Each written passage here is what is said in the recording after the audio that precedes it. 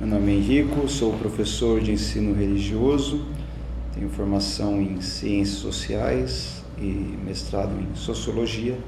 E em virtude um pouco da minha formação e do meu trabalho, foi pedido que eu trabalhasse um pouco o tema da campanha da fraternidade 2014. Esse ano, como todos os anos, desde 1964, a Igreja Católica tem uma proposta para a Quaresma muito especial aqui no Brasil, que é a campanha da fraternidade.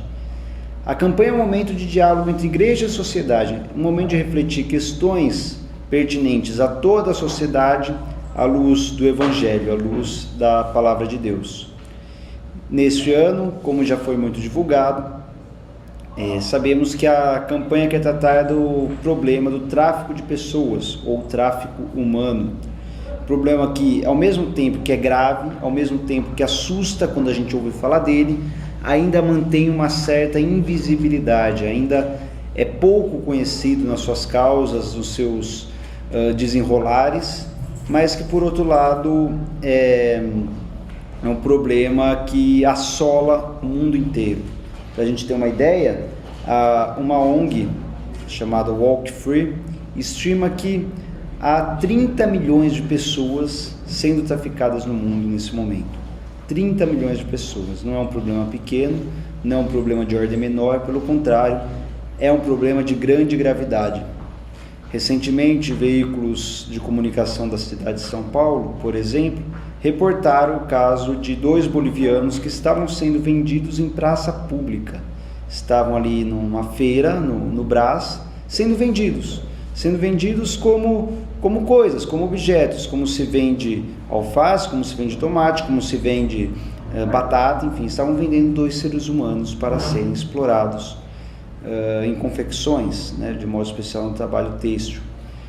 Então, é uma problemática que volta e meia, de tempos em tempos, nós vemos uma notícia, nós ficamos sabendo de algo, mas ainda há pouco trabalho de conscientização, há poucas políticas públicas, há poucas ações efetivas para superá-la. Aqui no Brasil é um tema que nos deve ocupar de maneira especial, porque o Brasil é um importador de pessoas para o tráfico humano, de modo especial pessoas que vêm de outros países latino-americanos ao nosso redor, para a princípio tentar uma melhor condição de vida e depois acabam descobrindo que foram enganados. Mas também o Brasil é um grande exportador de pessoas. Há quem diga que em toda a América, é o país que mais exporta mulheres para exploração sexual. Então, no Brasil, o tráfico de pessoas é um problema alarmante, tanto no sentido dos estrangeiros que vêm para cá para serem explorados aqui, quanto das pessoas que saem daqui para serem exploradas lá fora. Por isso que a igreja propõe esse ano um trabalho de conscientização acerca desse problema. A igreja acredita que é preciso, nesse período da Quaresma e ao longo de todo o ano, explorar esse tema para que as pessoas conheçam melhor a problemática, para que os próprios políticos sejam mais cobrados acerca da problemática e para que o próprio sistema educacional desenvolva formas de superar, de evitar, de se precaver contra essa problemática. Como isso? O grande caminho é saber o que gera o tráfico humano, o que possibilita que um ser humano seja vendido, comercializado como uma coisa. Quais fatores, quais fenômenos sociais, econômicos, culturais permitem que isso aconteça? É isso que a gente tem que refletir. Só a partir dessa reflexão é que a gente pode pensar em combater esse problema. Bom, a gente pode começar a pensar em alguns desses fatores, esses fenômenos culturais, sociais, econômicos. Em primeiro lugar, a miséria. De um modo geral, o tráfico de pessoas, a rota das pessoas que são traficadas, saem de um lugar mais pobre para um lugar com um pouco melhor de condição, um pouco melhor estrutura. Por quê? Porque essas pessoas, em função do baixo nível de escolaridade, em função muitas vezes de uma baixa autoestima que é criada, na sua condição social, em função da própria necessidade, são mais fáceis de serem seduzidas a uma proposta enganadora de trabalho. Então, você chega ali num lugar com muita carência material, o aliciador, né, a pessoa, o criminoso, o traficante, faz a proposta: então você não tem interesse em vir trabalhar na Espanha como garçonete. E aí a pessoa, devido à sua carência, devido à sua pouca informação, não vê problema naquilo, pelo contrário, vê uma grande oportunidade, aceita a proposta e só lá depois vai ver que era uma enganação, que era uma proposta falsa, e que muitas vezes essa pessoa acaba sendo submetida à exploração sexual, à exploração do trabalho, à extração de órgãos, enfim, as várias modalidades do tráfico humano.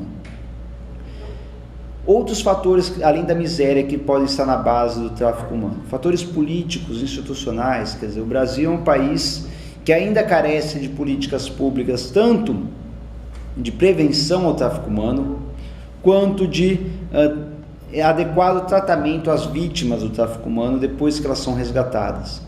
É preciso que os nossos representantes, de modo especial no Legislativo, reflitam de forma mais demorada o nosso aparato legal em torno do tráfico humano, e que o Executivo tome as providências devidas para prevenir e combater esse problema. Outros fatores são de ordem cultural, né, que geram o tráfico humano.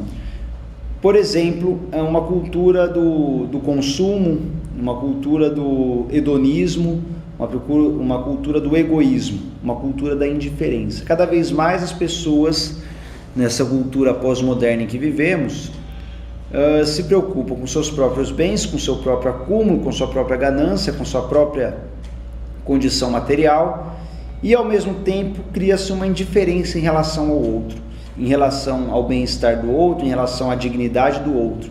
O Papa Francisco tem chamado isso de globalização da indiferença. Então, cada vez mais sou indiferente ao sofrimento do outro, cada vez mais sou alheio ao sofrimento do outro, e cada vez mais esse outro, ou a dignidade desse outro, importa menos a mim.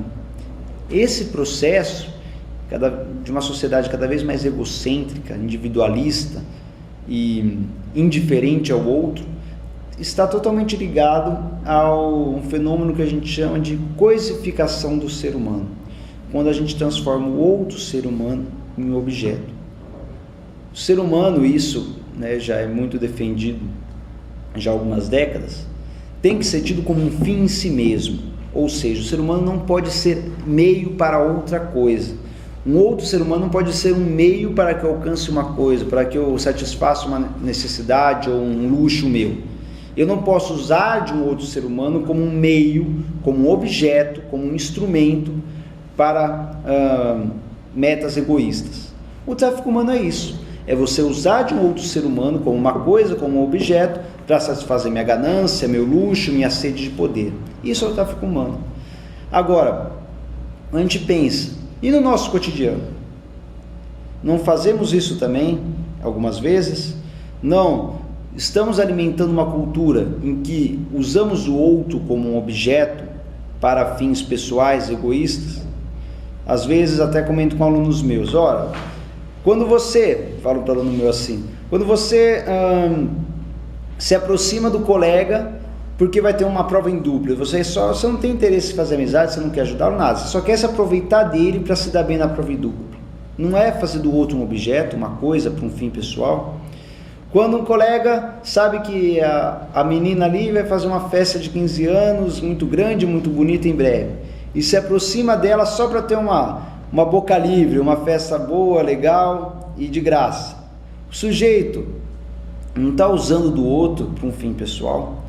Então essa cultura de indiferença ao outro e coisificação do outro é uma cultura que tem que ser combatida. E ser combatida a partir das principais e primeiras instituições que educam o ser humano, a partir da família, a partir da escola.